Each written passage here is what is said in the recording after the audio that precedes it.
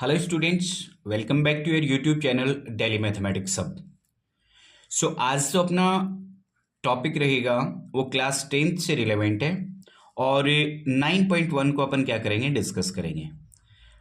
अपना मीडियम जो रहेगा वो हिंदी मीडियम रहेगा।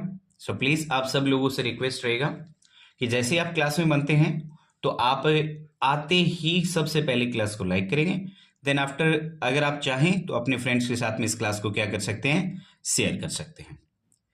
सामने वाले ने कहा क्या है अपने को क्वेश्चन में, बोल रहा है कि सर एक ठेकेदार बच्चों को खेलने के लिए एक पार्क में 2 फिसलन पट्टी लगाना चाहता है।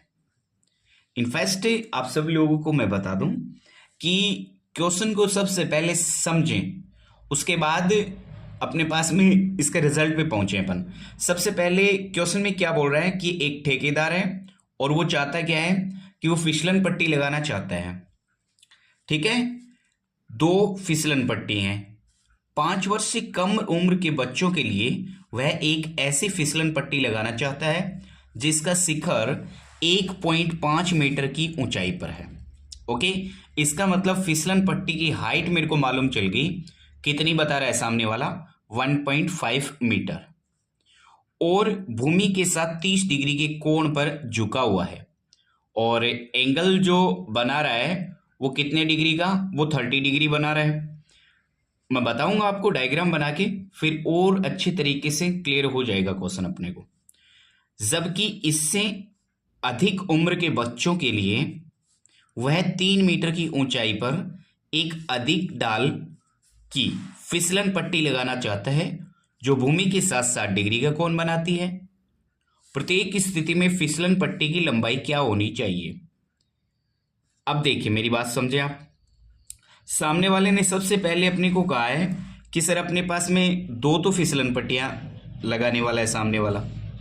उसके बाद में कह रहा है कि सर 5 वर्ष से उम्र जिसकी कम है उन बच्चों के लिए एक ऐसी फिसलन पट्टी है जिसका शिखर है वो 1.5 मीटर की ऊंचाई पर है और भूमि के साथ 30 डिग्री का क्या कर रहा है, एंगल जनरेट कर रहा है। सेकंड ये हो गया अपने पास में फर्स्ट जो फिसलन पट्टी है उसके बारे में डिस्कस हुआ। सेकंड के बारे में क्या बोल रहा है कि जबकि एक अधिक उम्र, इससे अधिक 5 से ज्यादा उम्र के बच्चों के लिए वह 3 मीटर की ऊंचाई, इसका मतलब मेरे को हाइट मिल गया है कितना फिसलन पट्टी का, वो 3 मीटर बता दिया सामने वाले ने। अधिक डाल पर एक अधिक डाल की फिसलन पट्टी लगाना चाहते हैं जो भूमि के साथ 60 डिग्री का एंगल जनरेट कर रहा है। प्रत्येक स्थिति में अपनी को क्या फाइंड आउट करना है, फिसलन पट्टी की लंबाई फाइंड आउट करनी है। देखिए मैं आपको बताता हूं कैसे क्या है अपने पास में डायग्राम, वो समझे। सबसे पहले सामने वाले ने कहा है कि सर सबसे पहले अपन 5 वर्ष से कम उम्र के बच्चों को क्या कर रहे हैं, यहां पे लेके चल रहे हैं और उसके अंदर जो फिसलन पट्टी बताई है उसको अपन एक बार के लिए बता रहे हैं। सामने वाले ने कहा है कि सर 1.5 मीटर है वो इसका हाइट है, तो मैं मान के चल रहा हूं कि मेरे पास में ये जो वो फिसलन पट्टी जिसके बारे में सामने वाले ने जिक्र किया है, ठीक है, ये है अपने पास में। क्लियर है। अब ये सामने वाले ने हाइट अपने को कितना दिया है, 1.5, मैं बताऊंगा आपको। एंड इसके बारे में कहा है कि सर ये अपने पास में क्या हो गया है, एंगल बना रहा है कितने डिग्री का, 30 डिग्री। किसके साथ, भूमि के साथ। इसका मतलब ये वाला एंगल 30 डिग्री है। और आप सब लोगों को पता होगा कि अपने पास में यहां पे बनने वाला एंगल कौन सा एंगल होता है, मैंने आपको पीछे के वीडियोस में बताया था। अगर आपको ध्यान नहीं है तो प्लीज एक बार पीछे के वीडियोस आप देखें। यहां पे जो बनने वाला एंगल है ये क्षैतिज होता है। क्षैतिज से ऊपर की तरफ अगर आप देखते हैं तो उन्नयन कोण जनरेट होता है। कौन सा कोण होता है, उन्नयन कोण जनरेट होता है। सामने वाले ने कहा है सर इसका हाइट अपने पास में 1.5 मीटर है। सो हाइट ऑफ दिस ये हो गया अपने पास में 1.5 मीटर। उसके बाद सामने वाले ने क्या कहा है वो और सुने आप मेरी बात। ये हो गया। अब कहा है कि सर ये अपने पास में हाइट हो गया 1.5, एंगल हो गया 30 डिग्री। ये क्या था अपने पास में, 5 वर्ष से कम उम्र के बच्चों के लिए। तो आप लिख सकते हैं 5 वर्ष से कम उम्र के बच्चों के लिए, बच्चों के लिए 5 वर्ष से कम उम्र जिन बच्चों की थी उनके लिए फिसलन पट्टी अपन क्या कर रहे हैं, ड्रॉ कर रहे हैं। अब आपको पता है ये अपने पास में राइट एंगल हो गया है, जिससे मैं इसे अब आप नाम दे सकते हो, लाइक ई एफ, और इसे आप जो देना चाहो डी दे दो, चलो ठीक है, कोई फर्क नहीं पड़ता नाम से। ठीक है, अब आपको पता चला सर, क्या पता चला कि सर मेरे पास में ये वाला जो साइड है इसको मैं, भाई मेरे को फाइंड क्या करना है, मेरे को फाइंड एक्चुअली यही करना है, फिसलन पट्टी की लंबाई है वो फाइंड आउट करनी है। मैं यहां पे इसको किससे रिप्रेजेंट कर रहा हूं, मैं यहां पे इसको एल से रिप्रेजेंट कर रहा हूं, this is L. Length of क्या होगी आपके पास में, ये फिसलन पट्टी हो चुकी है, ठीक है, ये मैंने इसको एल से रिप्रेजेंट कर दिया। अभी तक के केस में मैंने 5 वर्ष से कम उम्र के बच्चों के लिए जो फिसलन पट्टी सामने वाला जनरेट करेगा वो मैंने डायग्राम बना के बता दिया है, सामने वाला ऐसा कुछ करने वाला है, क्लियर है। अब सेम टू सेम जो यहां पे अपन लिखेंगे वो जो जनरेट किया है वो का वो सीन अपन क्रिएट करेंगे। सबसे पहले क्या होगा कि मान लिया अपन ने कि ई एफ अपने पास में फिसलन पट्टी की क्या है, लंबाई है, वो जो कि अपने को फाइंड आउट करनी है। तो सबसे पहले आप लिख सकते हैं माना फिसलन पट्टी की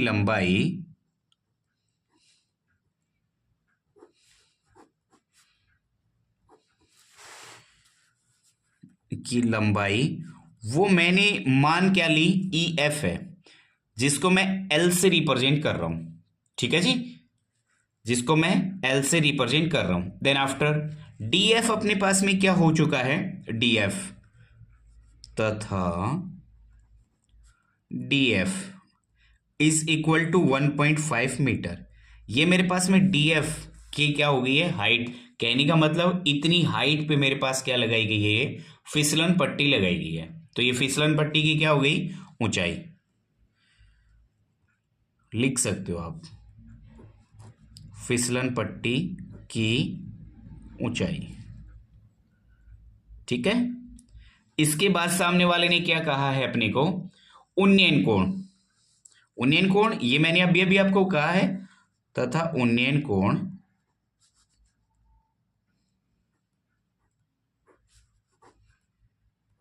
वो जो कि मेरे को कितना दे रखा है, 30 डिग्री है, क्लियर है। अब यहां से देखिए आपके पास में समकोण त्रिभुज बन चुका है डीई एफ,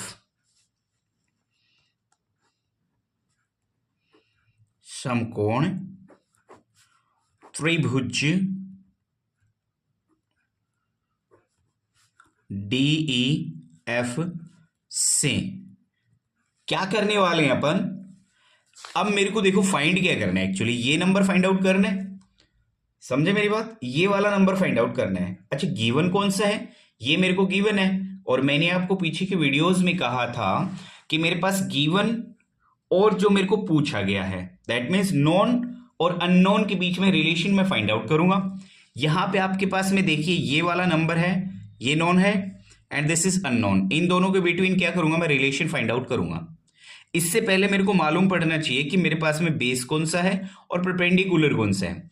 आपके पास में एंगल अगर यहां पे जनरेट हो रहा है, इसका मतलब this is perpendicular, this is base. So in this case according this diagram, इस डायग्राम के अकॉर्डिंग आपके पास में ये क्या हो चुका है, बेस हो चुका है, एंड दिस इज परपेंडिकुलर, ये क्या हो गया है, परपेंडिकुलर, जिसे आप लंब बोलते हैं, इसे आधार और इसे कर्ण बोलेंगे। क्या बोलेंगे, कर्ण बोलेंगे। तो आप यहां पे लिख सकते हैं, ये आप कर्ण लिखें, यहां पे ये क्या हो चुका है, आपका कर्ण हो गया है। देन दिस इज आधार, क्या हो गया है, आधार हो गया है, और यहां पे आपके पास में ये क्या हो गया भाई, लंब हो गया है ना। तो प्लीज आप इन चीजों को भी क्या करेंगे, बिल्कुल ध्यान से देखेंगे, ठीक है। आप हर एक चीज को बिल्कुल बारीकी से समझें, क्योंकि ये वो चैनल है आपका जो आपको क्या करवाएगा, बिल्कुल शानदार तरीके से प्रिपरेशन करवाएगा हर एक क्वेश्चन को लेके, ठीक है। तो बिल्कुल आप सही चैनल पे हैं, आपको ज्यादा कुछ सोचने की जरूरत नहीं है। अब यहाँ पे ये क्या है आपके पास में, लंब है भैया ना,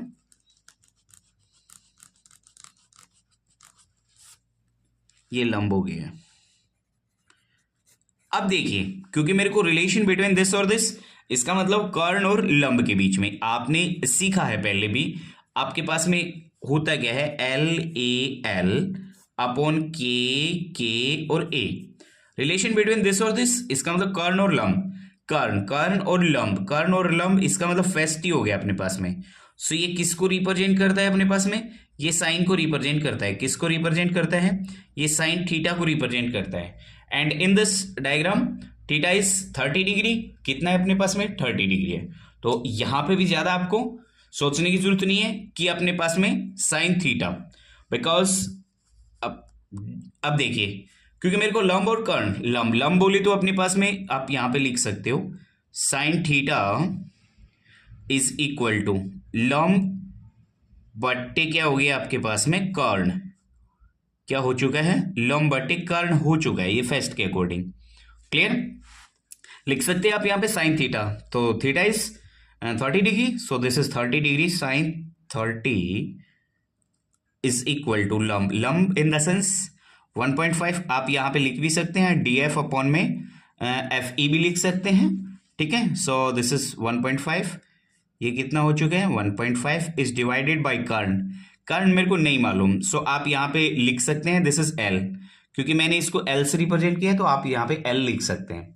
यहाँ पे आप क्या करेंगे, we know very well sine 30 that means half, 1/2, so put करेंगे आप वैल्यू, सो दिस इज 1/2, ये आपके पास में 1/2 हो गया, एंड 1.5 और divided by L, cross multiply कर दीजिए, या तो फिर एल को यहाँ पे 2 को यहाँ पे लेके चले जाएं, कोई दिक्कत वाली बात नहीं है। That means L is equal to, ये जैसे ही क्रॉस मल्टीप्लाई हुआ, सो 1.5 मल्टीप्लाई बाई 2, ये आपके पास में कितना निकल के आ गया, एल इज इक्वल टू 3, और ये किस में चल रहा है अपना, metre, so this is in metre. ये अपने पास में क्या हो गया, इसका फाइनल आंसर हो गया। इसका मतलब मेरे पास में एल इसका मतलब ये जो फिसलन पट्टी थी, उस फिसलन पट्टी की लेंथ मेरे पास निकल के आ गई है, वो कितनी निकल के आई है, वो 3 मीटर निकल के आई है, ठीक है। अगर क्लास आपको सीरियसली अच्छी लग रही है तो प्लीज आप सब्सक्राइब जरूर करेंगे, ठीक है। अगर आप सब्सक्राइब करते हैं, ऑलरेडी सब्सक्राइब कर चुके हैं, तो आप अपनी इस क्लास को अपने फ्रेंड्स के साथ में शेयर जरूर कर सकते हैं। बिल्कुल बारीकी से और डिटेल्ड आपको क्वेश्चन बताया जाएगा यहाँ पे आपके अपने चैनल पे। बात कर लेते हैं इसके सेकंड पार्ट, क्योंकि सामने वाले ने एक और पार्ट भी तो कहा है कि सर ये तो हो गया मेरे पास में 30 डिग्री, जब अपने पास में 5 साल से कम उम्र के बच्चों की बात चल रही थी। इसका मतलब 5 साल से ज्यादा उम्र के बच्चों के लिए क्या कहा है इसने कि सर 3 मीटर तो क्या हो गई अपने पास में ऊंचाई हो गई है फिसलन पट्टी की, डाल है वो फिसलन पट्टी का जो भूमि के साथ 60 डिग्री का एंगल जनरेट करता है। अब की बार यहाँ पे क्या हो जाएगा, ये वाला लेंथ है, ये मेरे पास 3 मीटर हो जाएगा और ये 60 डिग्री हो जाएगा, बाकी डिटो चलेगा, कोई दिक्कत वाली बात होगी नहीं, ठीक है। सो मैं यहाँ पे एक्सप्लेन कर रहा हूँ आपको, एक बार सामने वाले ने क्या कहा है वो समझे।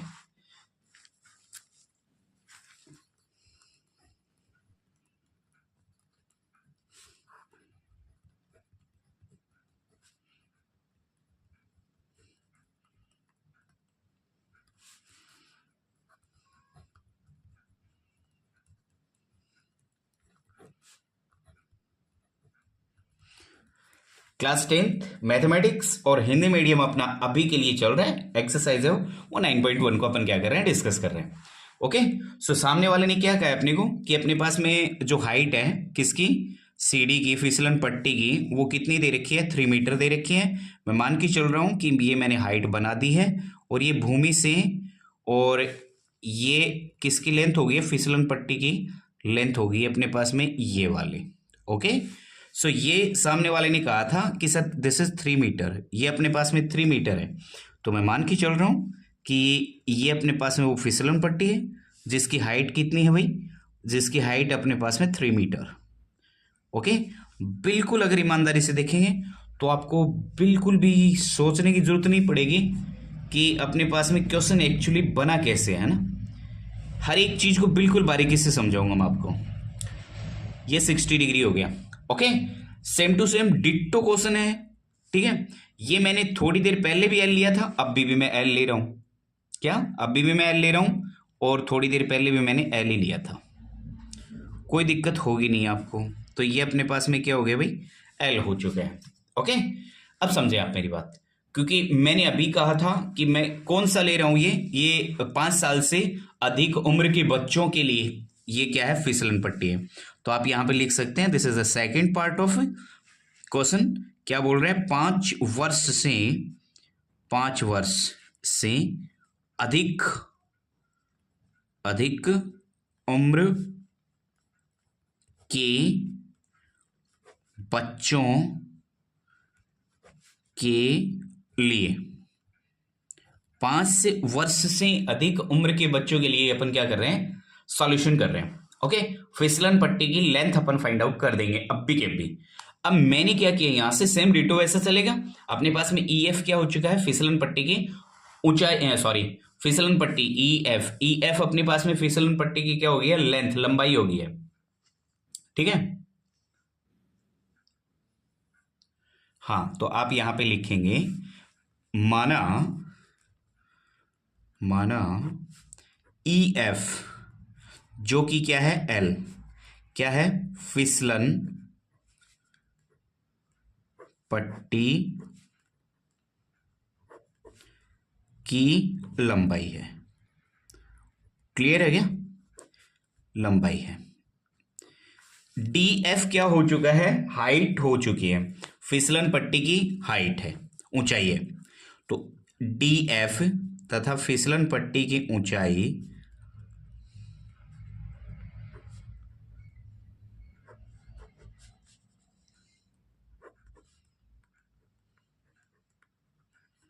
वो जो कि कितनी है, डी एफ है, और ये कितना भाई, 3 मीटर है।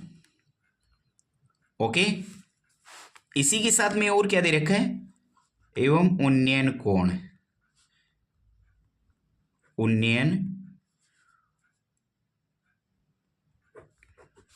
कोण जो कि कितना बता रखा है अपने को, 60 अभी है ना, अभी कितना है अपने पास में, 60 डिग्री है।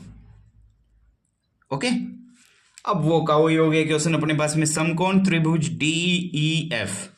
तो आप लिख सकते हैं समकोण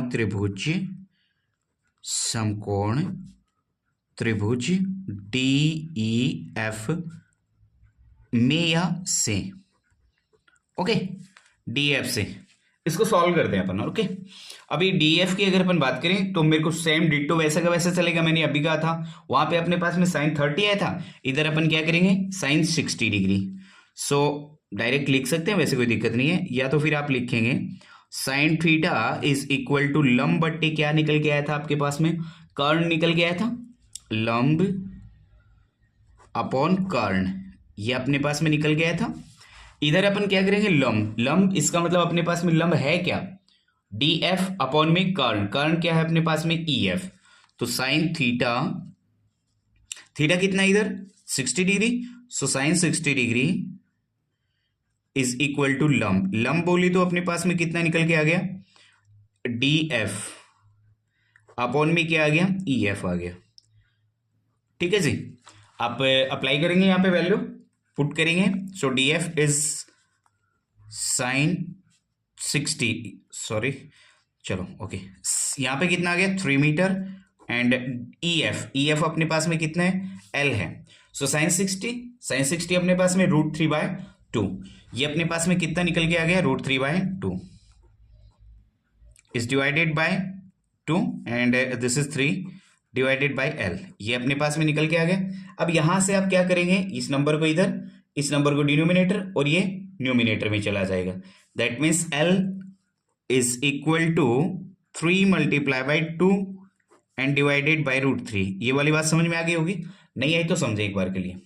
ये मैंने क्या किया, इधर एल को इधर लेके गया तो ये डिनोमिनेटर में चला गया, ये आ गया। ये नंबर मेरा डिनोमिनेटर में था, राइट साइड में जैसे लेके जाऊंगा मैं मल्टीप्लाई में जाएगा, इसका मतलब 3 मल्टीप्लाई बाई 2 हो गया। सो दिस इज 6√3, कितना निकल के आ गया, ये 6√3 निकल के आ गया। सो L इज इक्वल टू 6√3। ठीक है, चाहें तो आप इतना छोड़ सकते हैं, लेकिन अगर आप चाहें कि सर मेरे को तो बिल्कुल मेरा आंसर है वो मेरी बुक में जो दे रखा है उससे मेरे को मैच करना है।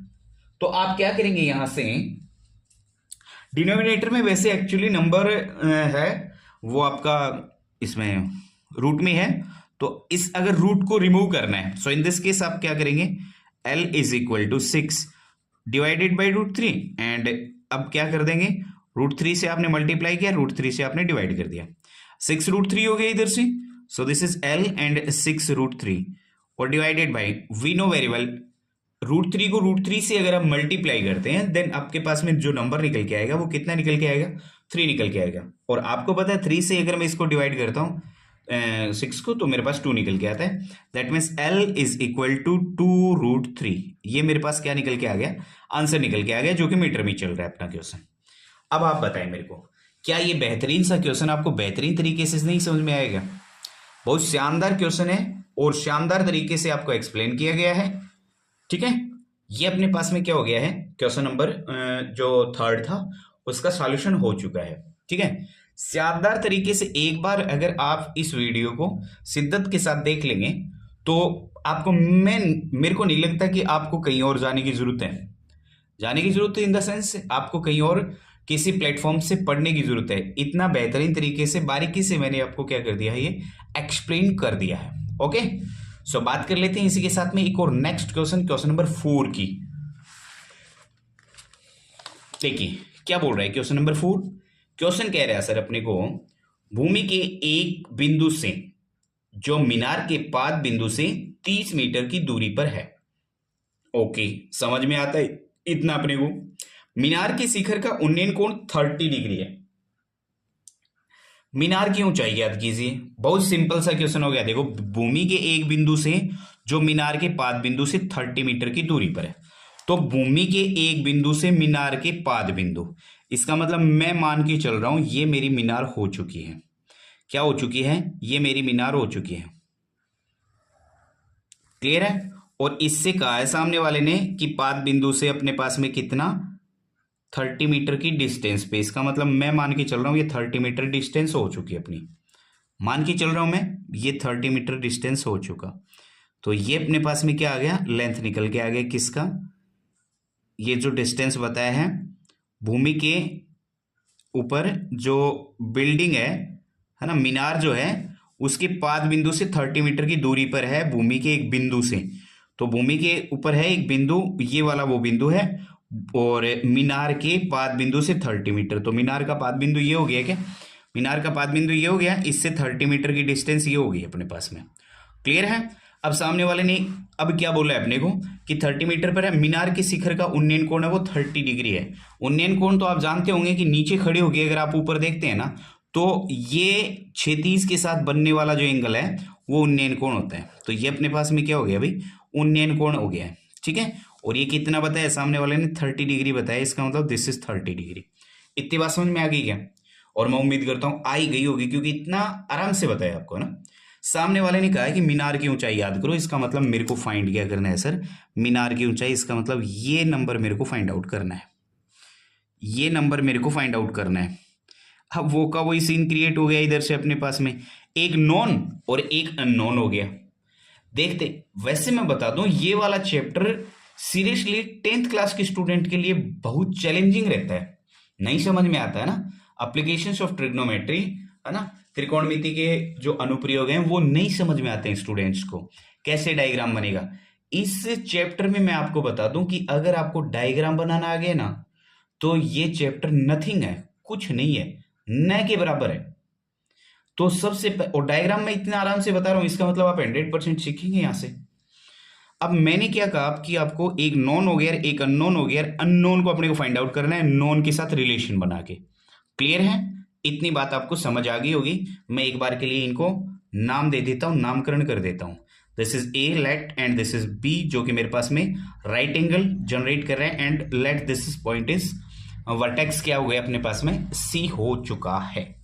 ओके, अब मैं जो बनाया है मैंने यहाँ पे डायग्राम, सबसे पहले मैं उसको लिखूंगा, ठीक है। आपको एग्जाम में कैसे क्या लिखना है वो भी मैं साथ साथ में आपको बताता रहूंगा कि सबसे पहले अपन ने जनरेट तो कर लिया सर, कोई दिक्कत नहीं है, अब इतनी बात तो हमें समझ में आ गई, लेकिन सामने वाले को जब तक आप लिख के नहीं बताओगे बिल्कुल भी उसको आइडिया नहीं है कि आपको क्वेश्चन आ रहा था या नहीं आ रहा था। मेरी बात समझ पा रहे होंगे आप?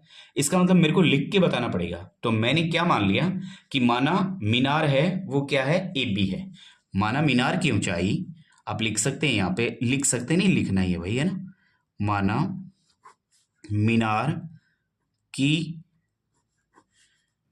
मीनार की ऊंचाई वो जो कि कितनी है भाई, ए बी है। मीनार की ऊंचाई ए बी है। इतनी बात समझ में आ गई? कुछ समझाया नहीं अभी तक तो ना। और अपने पास में क्या हो गया, बी सी। बी सी कितना हो गया, मीनार के पाद बिंदु से और इस बिंदु की सी की कितनी डिस्टेंस है, वो जो कि अपने को कितना दे रखा है, 30 मीटर दे रखा है। तो आप लिख सकते हैं C B is equal to 30 metre. Clear है? उसके बाद में अपने पास में क्या हो गया, उन्नयन कोण। उन्नयन कोण क्या है, तथा उन्नयन कोण, जो कि सामने वाले ने खुद कहा है कि अपने पास में कितना है, उन्नयन कोण कितना है, 30 डिग्री है। क्लियर है? ये 30 डिग्री हो गया। ठीक है, ज्ञात क्या करना है, ए बी, जो कि क्या है अपने पास में, ज्ञात क्या करना है, ए बी। आप लिख सकते हैं यहां पे ज्ञात करना है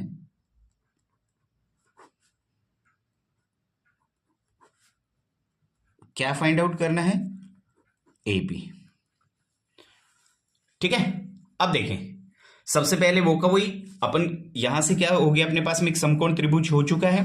सो आप यहां पे लिखेंगे समकोण त्रिभुज ए बी सी में या सी। तो आप लिखें यहां पे समकोण त्रिभुज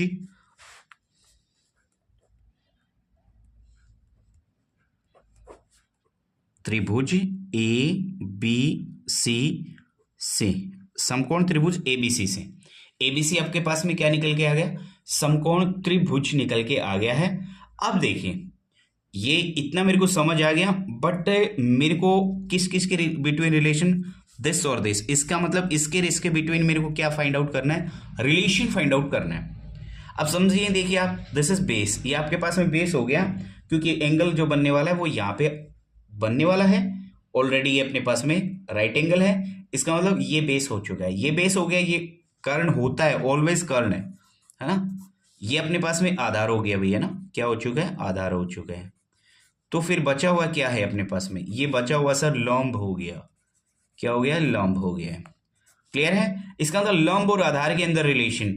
अब मेरे को तो पता वही है ना कि एल ए एल, मैंने आपको बता रखा है, एल ए एल अपॉन के ए, ये अपने पास में हो गया।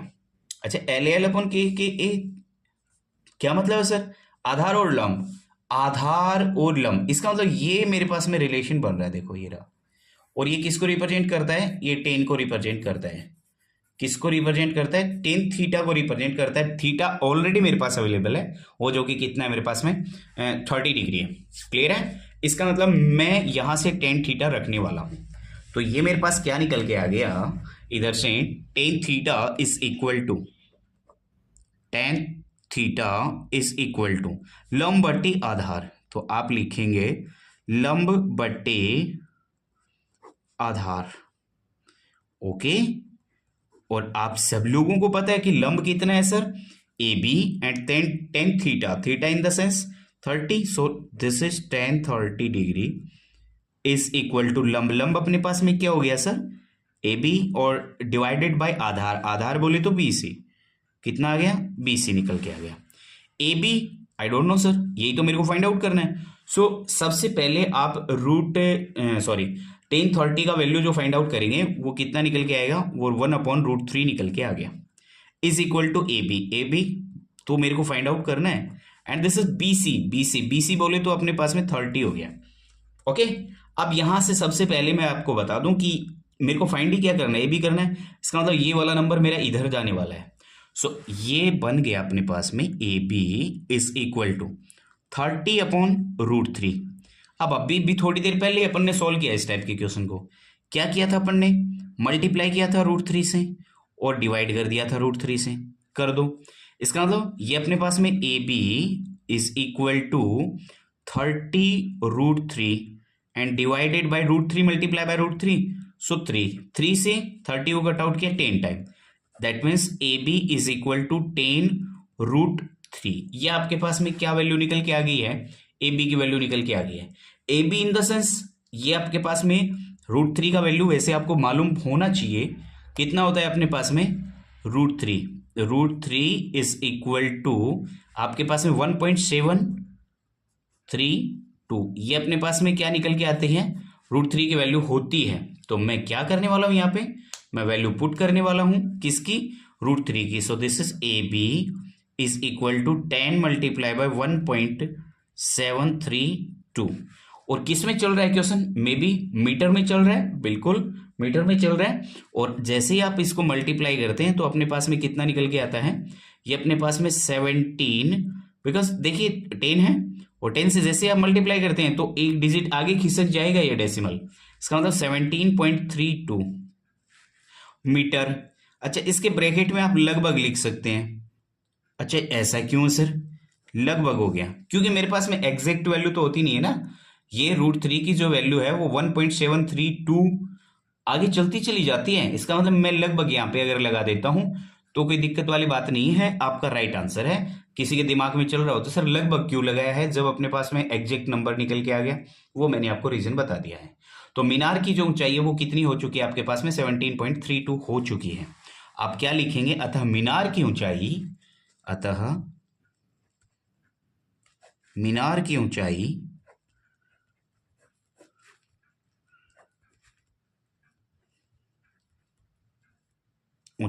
वो जो कि कितनी है आपके पास में, मीनार की ऊंचाई ए बी अपन ने ली थी इज इक्वल टू 17.32 मीटर होगी।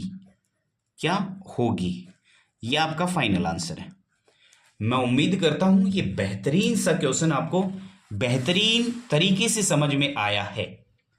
ठीक है, अगर आपको बढ़िया तरीका अच्छा लगा तो आप प्लीज सब्सक्राइब करेंगे चैनल को, ओके, लाइक करेंगे, अच्छे अच्छे कमेंट डाल सकते हैं, कोई मना नहीं है। अच्छी अगर क्लास लग रही है तो कमेंट प्लीज किया करें आप, ओके। बात कर लेते हैं इसी के साथ में एक और नेक्स्ट क्वेश्चन की, जो क्वेश्चन नंबर क्या है अपने पास में 5 है। वेरी गुड क्वेश्चन है, शानदार क्वेश्चन है ना। देखते ही देखते आप कर पाएंगे चीजों को। क्या बोल रहा है क्वेश्चन, सबसे पहले आप सुने। मेरे को बोल रहा है क्वेश्चन की भूमि से 60 मीटर की ऊंचाई पर एक पतंग उड़ रही है, पतंग में लगी डोरी है को अस्थायी रूप से भूमि के एक बिंदु से बांध दिया गया है। भूमि के साथ डोरी का झुकाव है वो 60 डिग्री है। भूमि के साथ डोरी का झुकाव, ओके। यह मानकर कि डोरी में कोई ढील नहीं है, डोरी की लंबाई याद करो। बहुत शानदार और नथिंग सा क्वेश्चन है। क्या शानदार नथिंग सा क्वेश्चन है। अभी मैं आपको एक बार के लिए तो डायग्राम बना के बता रहा हूं यहां पे, ठीक है। मैं फिर से आपको बता दूं कि ये वाला जो चैप्टर है इसके अंदर अगर आपको डायग्राम बनाना आ गया, ये मान के चलें कि आपके पास में राइट एंगल ट्राइंगल ही बनेगा इस प्रकार के क्वेश्चंस में, ठीक है। इस चैप्टर में ही आपको ज्यादा कुछ सोचने की इधर उधर का जरूरत नहीं है, आपके पास में राइट एंगल ट्राइंगल ही बनेगा, है ना।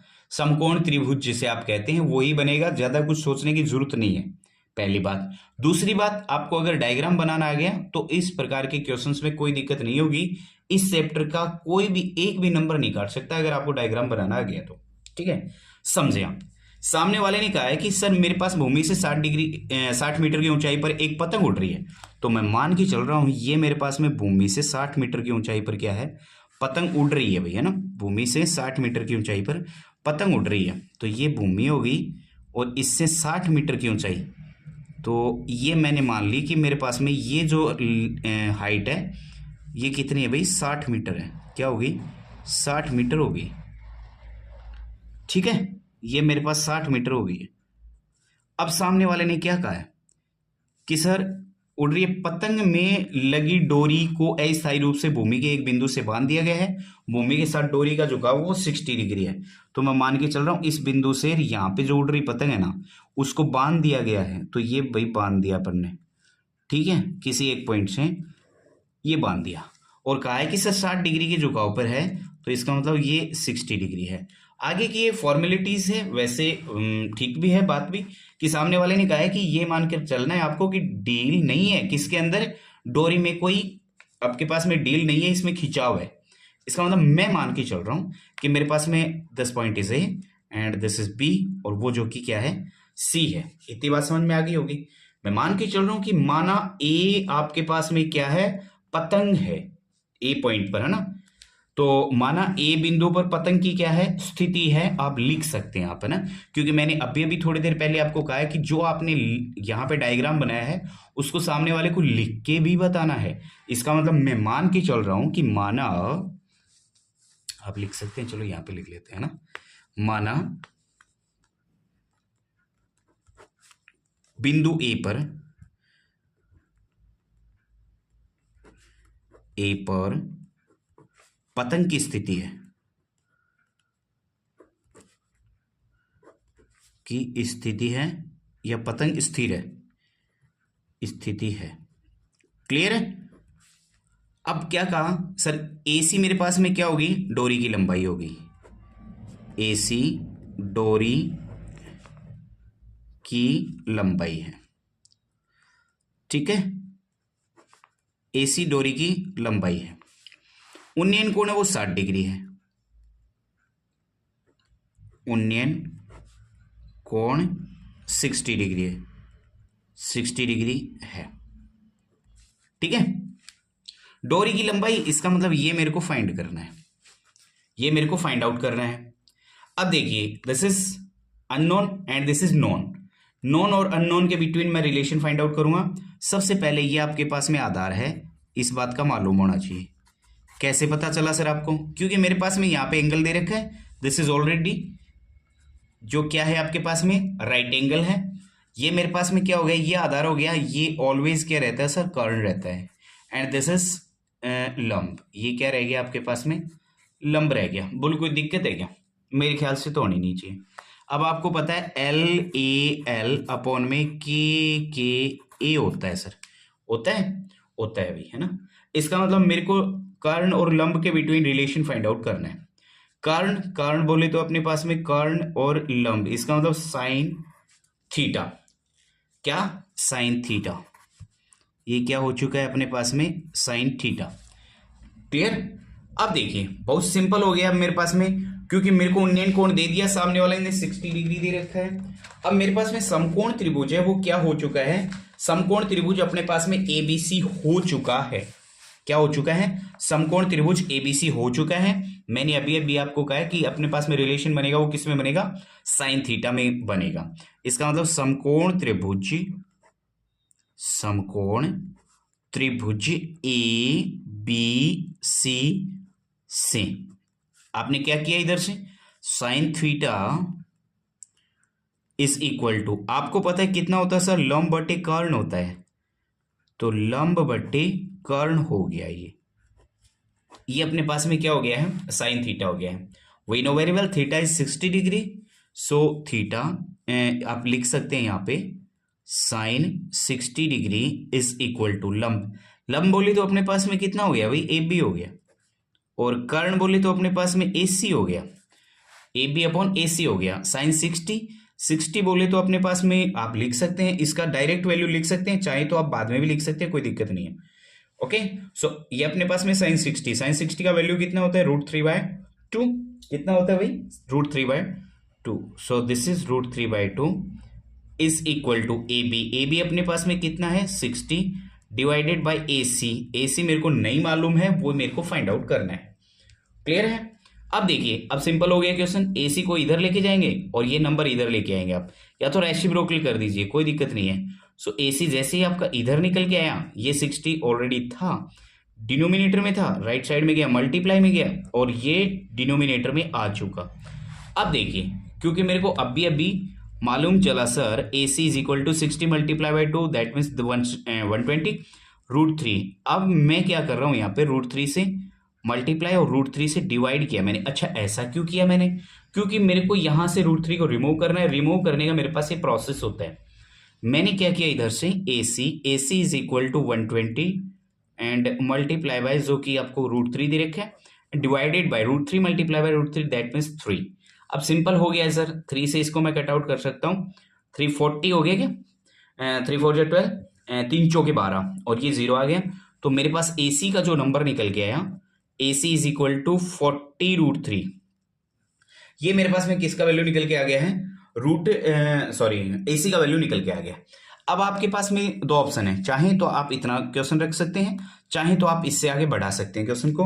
√3 का वैल्यू, जो कि मैंने अभी आपको कहा था थोड़ी देर पहले ही, कि आपके पास में √3 का वैल्यू एक्चुअल में होता कितना है, आप यहाँ पे लिख लें, बिकॉज √3 इज इक्वल टू 1.732 आप वैल्यू पुट कर सकते हैं यहाँ पे, ठीक है। और वैल्यू जैसे ही आप पुट करते हैं तो आपको पता चला sir A C is equal to, आपके पास में कितना निकल के आ गया, 40 मल्टीप्लाई बाय 1.732 कर दीजिए आप मल्टीप्लाई। और जैसे ही आप मल्टीप्लाई करते हैं तो आपके पास में नंबर कितना निकल के आ गया, 69.28, और वो भी किस में, मीटर में है। आप अप्रोक्सीमेट लिख सकते हैं, लगभग यहाँ पे लिख सकते हैं, ठीक है, लगभग आप यहाँ पे भी लिख सकते हैं। अच्छा, किसी के दिमाग में चल रहा हो सर लगभग नहीं लिखे तो क्या हो जाए, कुछ नहीं होगा, क्वेश्चन गलत नहीं है, बिल्कुल आपका राइट क्वेश्चन है। ये आपका क्या हो चुका है, 5th क्वेश्चन का आंसर हो चुका है, 3rd अपन ने किया है। और मैं उम्मीद करता हूं एक बेहतरीन तरीके से मैंने आपको एक्सप्लेन किया है, और बेहतरीन तरीके से अगर मैंने आपको एक्सप्लेन किया है तो आपको बेहतरीन तरीके से समझ में भी आ गया होगा, है ना। मैं इस बात की भी उम्मीद करता हूं। तो प्लीज आप बने रहें आपके अपनी चैनल डेली मैथमेटिक्स हब से। शानदार तरीके से अपन स्टडी करवाएंगे आपको, शानदार तरीके से आप स्टडी करेंगे, 100% अपन एक शानदार अचीवमेंट प्राप्त करेंगे, इस बात की गारंटी है। ओके, सो मिलते हैं नेक्स्ट क्लास में एक शानदार कंटेंट के साथ में और आप सब लोगों की दुआओं के साथ में। तब तक के लिए बाय बाय।